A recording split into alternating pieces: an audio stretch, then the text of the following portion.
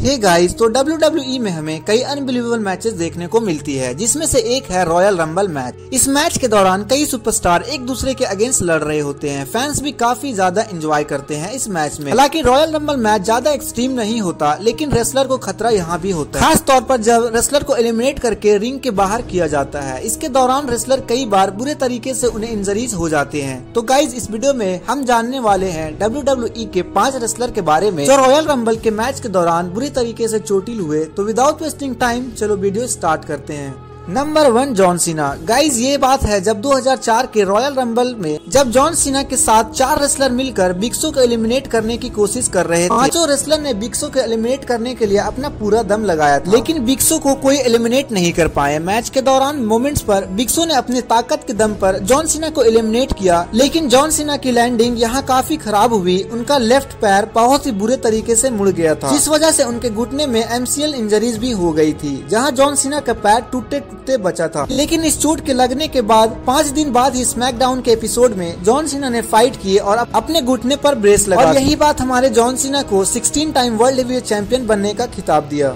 अब बात करते हैं नंबर 2, शॉन माइकल्स। गाइज, जब 2008 के royal rumble match Madison Square Garden में हुआ, यहाँ रॉयल रंबल की शुरुआत करते हैं the deadman undertaker and greatest ever Shawn Michaels. Match बिल्कुल सही चल रहा था, लेकिन जब चौथे नंबर पर जब हार्डकोर हॉली एंट्री करते हैं, उन्होंने आते ही शॉन माइकल के मुंह पर किक मारने लगे, लेकिन गलती से एक बार उनकी नाक पर जोरदार लग गई और शॉन माइकल्स की नाक टूट गई। उनके नाक में से खून आने लगा था, फिर भी वो आधे घंटे तक मैच में टिके रहे और एंड में उन्हें मिस्टर कैनेडी ने एलिमिनेट कर दिया था। अब बात करते हैं number 3, the phenomenal AJ style. Guys, जब 2020 के रॉयल रंबल मैच काफी ज्यादा खास था, क्योंकि इस मैच में रेटेड R सुपरस्टार ने 9 सालों के बाद WWE में शानदार एंट्री किया था। एज रिंग में आते ही स्पेयर की बारिश कर दी थी, पर एक मोमेंट पर जब एज ने एजे स्टाइल को स्पेयर दिया तो ये गलती हो गई और स्टाइल अपने लेफ्ट शोल्डर के बल रिंग में जा गिरे, जिससे कि उन्हें इंजरीज हो गई। और फिर स्टाइल ने एज के पास जाकर कहा कि उन्हें लेफ्ट शोल्डर में बहुत ज्यादा पेन हो रहा है और वो आगे मैच कंटिन्यू नहीं कर सकते। और इसी के बाद हमने देखने को मिला कि एज ने एजे स्टाइल को कुछ ही सेकंड में एलिमिनेट कर दिया। और गाइस, इस इंजरीज की वजह से फेनोमेनल सुपरस्टार एजे स्टाइल WWE से काफी समय तक बाहर रहे थे।